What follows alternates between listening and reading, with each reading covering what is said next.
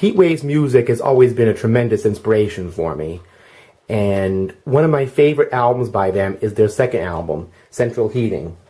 When I first heard that album, I heard it on this. As I've mentioned many times to my friend Henrique, a shout out to him, and on my blogs. When I was younger, my family had a summer camp by a lake called Pushaw. And the only stereo system we had out there was an Emerson combination of a turntable, a cassette deck, a receiver, and an 8-track. And it was silver. And the 8-track worked really, really well, actually. Although 8-track is a format or something, I'm sure a lot of you know and agree with me, is not that great of a format, to say the least. But this is how I first heard it. And this is how it was presented to me. It had this logo on the cover, and on the back, it had the songs. And I don't know if you can see them clearly, but they're programmed in a really interesting way. Unless you change the tracks, you know, they don't play in a particular correct order.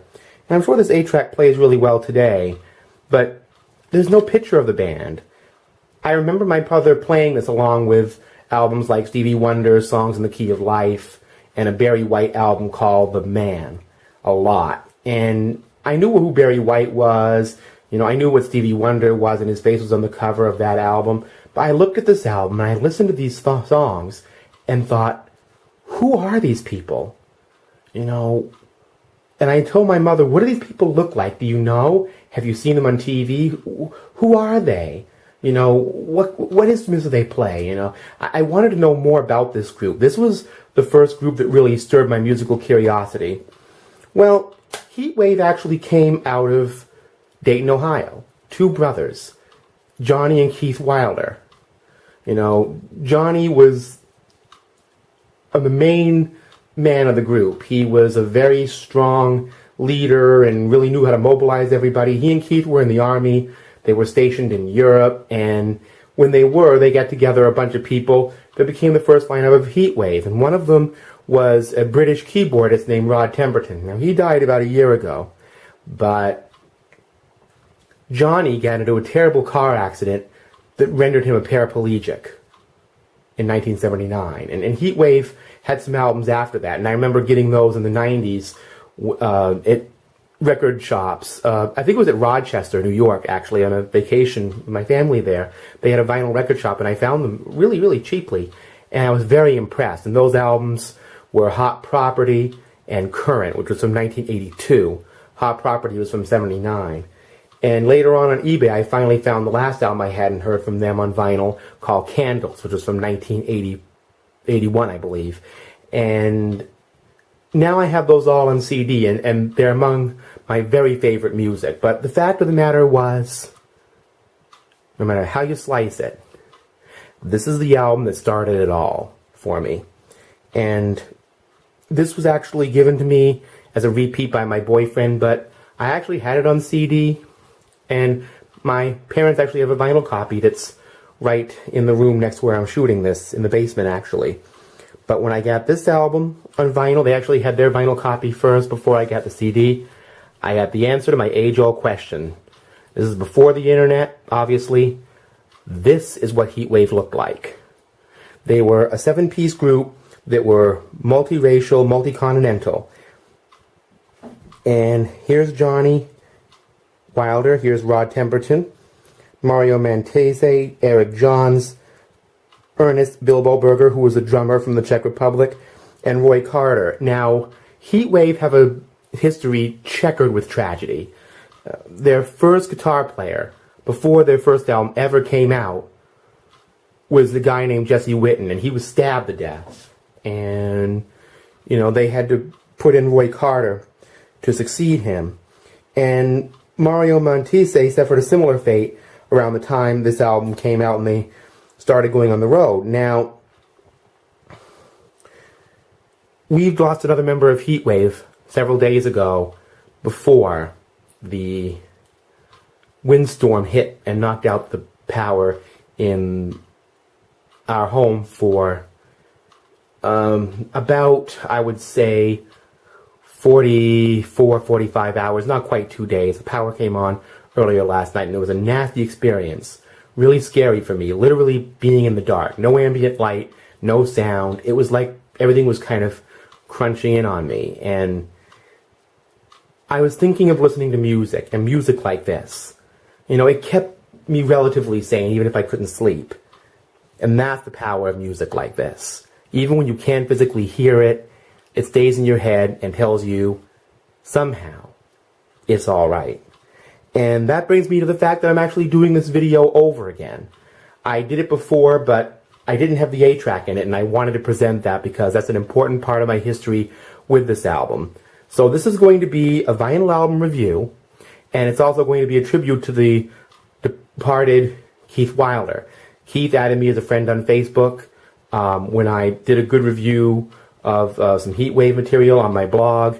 I never got a chance to talk to him before he died, but I'm glad I had a chance to connect with him in some kind of way due to social media. And I'm going to review the album cut by cut because I can intimately relate to this album backwards and forwards, much the way I can to Michael Jackson and Stevie Wonder. And obviously, Rod Temperton being the Michael Jackson Heatwave connection. I didn't know this until a few years ago, but Michael Jackson's solo hit, Rock With You, one of his big breakthrough hits in 1980, was actually written by Rod Temperton for Johnnie Wilder and Heatwave. But Johnnie Wilder didn't quite feel it for him. He knew it would be big. But that's how it ended up with Michael Jackson. You know, obviously, the choice was kind of obvious. I agree with Johnny on that. But this album starts out with Put the Word Out. Now, the drum has a strong rhythmic kick, and it uses a flanger filter, so everything is burbling and echoing, and there are voices rising up, and then you hear Johnnie Wilder's falsetto, and strings and echoed voices. This almost psychedelic funk flavor coming at you. And then it just suddenly rolls into this synthesizer riff, and then the song just takes on this really heavy disco funk vibe that's absolutely amazing. Now, what's even more amazing is that Ricky Vincent, who wrote a great book about funk in 1996 and who's also a Facebook friend of mine, want to give a shout out to Ricky here, recently recorded an album of his own, and the first song he started out with was Put the Word Out. He did a very different version of it, but it amazed me. When I first heard that, it was a masterpiece of production, and it ended on that kind of psychedelic vibe that it began with.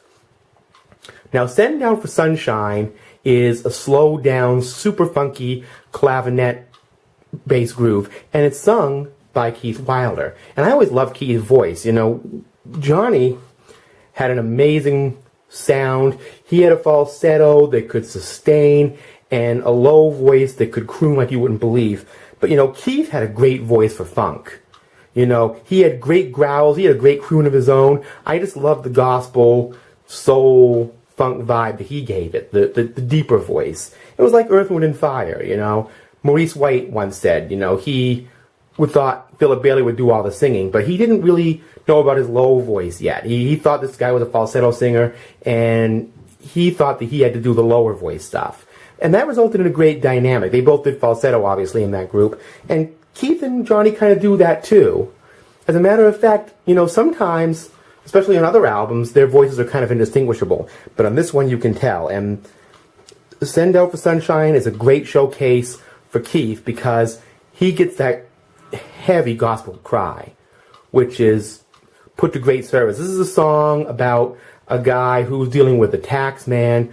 You know, he's living on coffee and rolls, and even says, so many bills to pay, I need a holiday. So, you know, he's out there looking for serotonin. And this song was actually going through my head many times during this power outage I recently experienced because I was looking forward to the daytime and the sun coming out and the natural light because the artificial light that illuminates the night wasn't there. And it was dark outside and dark inside.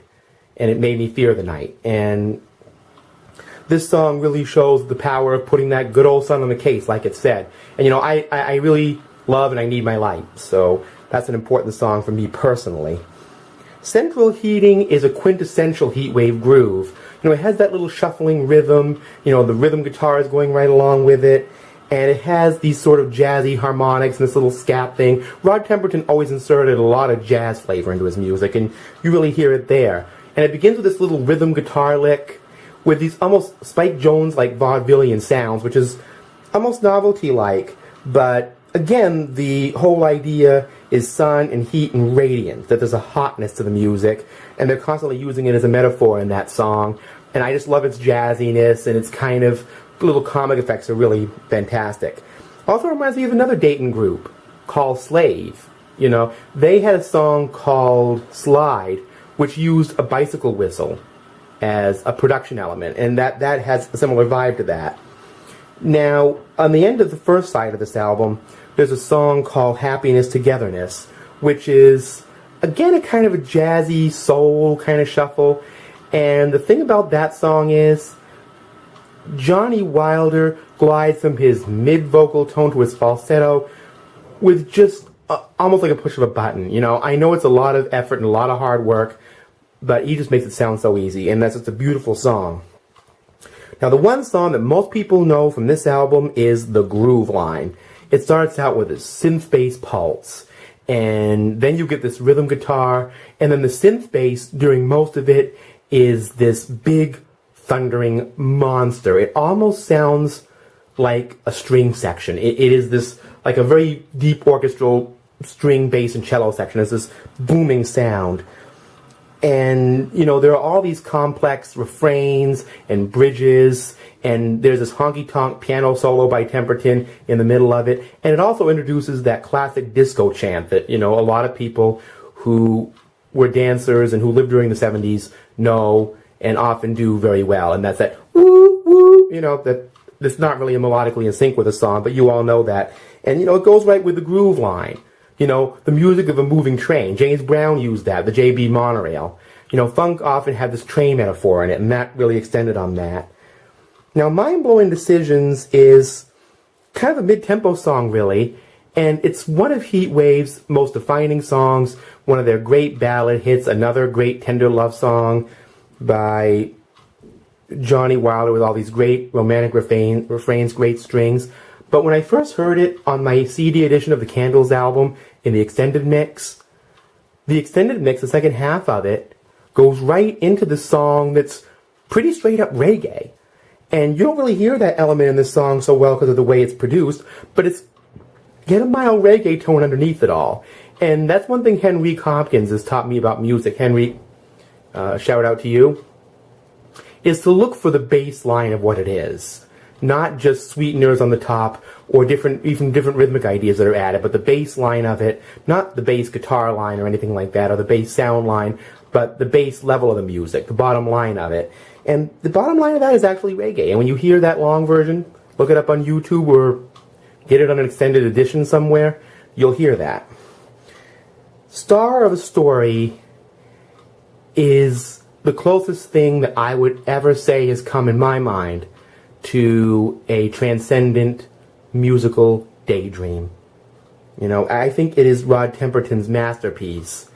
You know, you have strings turning into processed keyboards, turning into vocal arrangements, all melodically different, but flowing into each other like they're all from the same voice somehow. You have Johnnie Wilder, like Marvin Gaye, singing with a symphony of himself, kind of exploring different elements of the romantic personality he's trying to convey on the songs. And it is just a thing of beauty. And then you hear little Spanish guitar riffs in it. It is the most transcendent, jazzy, and thoroughly musically romantic pieces of music I ever heard on this album. It stopped me in my tracks the very first time I heard it. And it really helped me to understand that whatever I was hearing, it's funk, this is a funk album, but whatever I was hearing came from many different sources. And now I realize it's jazz, and that song definitely proves it. George Benson did a great version of it on his album Give Me the Night a couple years after this, but nothing for me beats out the way the vocals and the instrumentation on the original here is done. It is a masterpiece to me. Party Poop gets into a synth bass based funk vibe, very straight ahead on that song, at least to me. But again, you have those jazzy scale-ups that, Heatwave are really good for.